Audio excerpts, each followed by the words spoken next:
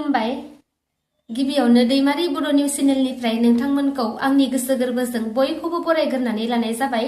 आं दिनै भिडिअ लाबोनायनि जाहोनानो जादों दायो आसामाव माखासे सोरखारि साख्रिफोर फैबाय थादों नङा होमब्ला? बे सोरखारि साख्रिनि थाखाय नोंथांमोना बयबो बाहागो लागोन।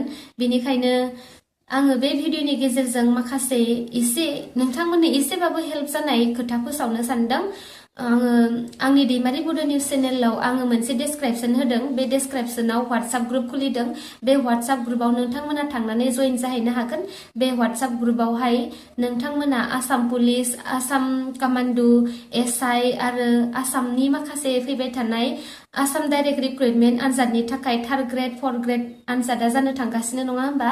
बिनि थाखाय नोंथांमोना एसेबाबो हेल्प मोनगोन होननानै आङो बे WhatsApp ग्रुपखौ खुलिदों।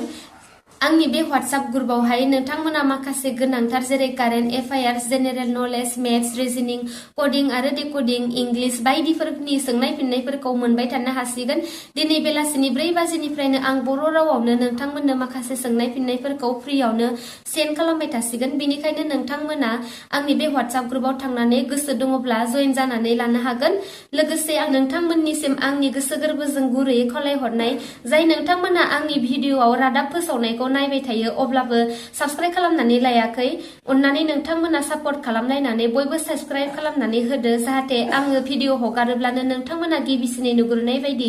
आरो गोबाङानो आंखौ सोंथि खालामहरदों आङो बबेनि बा आंनि मुङा मा, आङो मा खालामो बायदि सोंनायनि फिन्नायफोरखौ आङो माब्लाबा भिडिअ लानानै नोंथांमोननि सिगाङाव लानानै फैफिनसिगोन। दिनै आङो बेखिनि भिडिअखौनो खालामनाय जाबाय। आं नोंथांमोनजों बेखिनि खोथाखौ शेयार खालामनो मोननानै गोसोआव जोबोद गोजोननाय मोनबाय। एसेनोसै, गोजोन्थों।